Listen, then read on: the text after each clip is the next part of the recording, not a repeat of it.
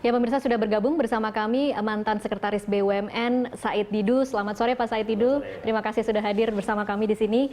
Pak Said, kalau Anda melihat fenomena yang terjadi atas surat yang dikirimkan oleh Menteri Rini Sumarno kepada Komisi 6 DPR, kalau dari pengalaman Anda membacanya apa kira-kira yang dialami oleh Ibu Rini sampai harus menuliskan surat seperti ini?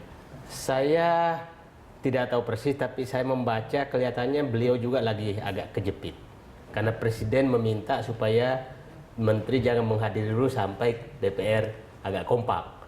Oke. Cuman ini kan mengirim surat ke Menteri loh. Jadi Menteri terpaksa mengirim surat juga, jangan undang kami sebelum kompak di sana. Kan pemahaman saya demikian. Tapi dalam segi tata kenegaraan menurut saya ini 6 tahun lah, dan mungkin saya salah satu korban DPR juga. Saya sering menyatakan menghadapi DPR ini tawaf dan sa'i saya. Jadi bukan lagi tawaf, sa'i juga. Jadi karena semua dulu tuh mengundang BUMN. Jadi bukan Komisi 6 saja. Bukan Komisi 6 saja. Komisi yang merasa terkait. Sekarang kita atur Komisi 6 aja. Nah, itu dulu selalu kita minta, tolonglah mana mitra kami. Karena membahas Telkom, Komisi 1 juga mengundang. Nah, kadang-kadang Komisi 4 mengundang semua BUMN. Mereka mengundang ada niat-niat lain, Pak? Saya membaca aja sih, mencari teman dialog. Jadi menghadapi DPR ini kan berdialog. Hanya supaya ada ajang rapat dengar pendapat atau seperti apa? Saya sih melayani saya pikir dengan Pak Refrisal hampir 6 tahun kita sama-sama. Kadang-kadang kita sampai sahur bersama, sholat subuh bersama. Tapi nggak ada apa-apa. Nggak ada apa-apa maksudnya itu ya berdebat. Saya biasa sampai sahur kok. Nggak ada masalah gitu. Nah, yang menurut saya adalah jangan ada pihak juga mengembangkan bahwa berhubungan DPR akan menjadi masalah, tapi jangan juga ada orang yang ingin memanfaatkan DPR untuk bikin masalah. Ya normal-normal saja lah gitu loh. Nah, ya memang yang selalu kita, dan saya pikir sudah terjadi kesepakatan dulu bahwa kalau raker itu yang diundang adalah pejabat pemerintah, karena mitra adalah pejabat pemerintah. Kalau ke RDP, rapat dengar pendapat sesuai undang-undang juga, siapapun boleh diundang, termasuk direksi BUMN. Maka dulu sepakati kalau RDP itu direksi BUMN boleh. Ada tingkat rapatannya. Ada raker dengan menteri, RDP dengan pejabat di bawah menteri. Di bawah menteri. RDPU itu dengan RDPU dengan siapapun. Dengan pendapat umum. Betul. Karena sesuai undang-undang yang mitranya DPR itu adalah pejabat Kementerian BUMN. BUMN, jadi BUMN biasanya mendampingi pejabat kalau RDP, ya kan? Kalau raker juga. Nah, makanya dulu kalau duduk, kalau RDP dan raker, direksi di belakang, pejabat Kementerian BUMN di depan.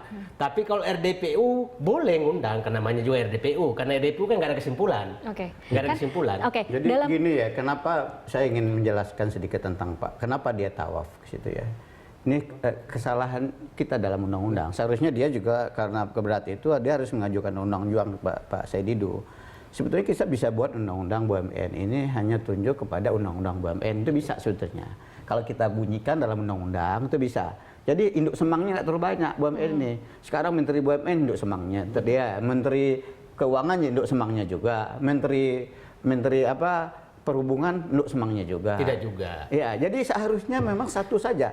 Nanti kita bunyikan betul di undang-undang itu, di undang-undang BUMN yang sudah masuk prolegnas sebetulnya. Ya, revisi undang-undang BUMN. Ini harus kita bunyikan betul gitu ya. Jadi BUMN ini lebih fleksibel gitu dia. Satu saja. Kan Komisi 6 itu sama juga lembaga DPR, siapa saja sama sebetulnya. Kalau Anda mau minta itu ke Komisi 6 saja, koordinasi antara DPR saja gitu. Tapi begini, teorinya betul, saya alami.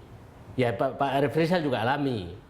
Dia bilang ini kan urusan sektor kami, jangan kami dihalangi mengundang. Nah, apalagi kalau sudah menyangkut anggaran, Banggar marah-marah kalau dibahas di tempat lain. Jadi, tapi menurut saya semakin bagus kok, semakin mengerucut. Dulu kalau mau privatisasi kita 4 komisi, sekarang tinggal 2 kan, Bang? Sekarang satu. Sekarang satunya sih sekarang Komisi 6 aja sekarang. Nah, Komisi 6 selalu menyatakan, tapi komisi lain juga nggak mau. Jadi menurut saya dua-duanya harus diperbaiki. DPR juga udahlah, kan di komisi kan ada semua wakil partai, nggak ada bedanya kan dengan komisi. Jadi Pak Said Didu, kalau ada sampai keluar surat yang mengatakan jangan kirim-kirim undangan dulu sampai kemudian situasinya cukup kompak di DPR, itu kira-kira bisa diterima atau tidak Pak Said Didu?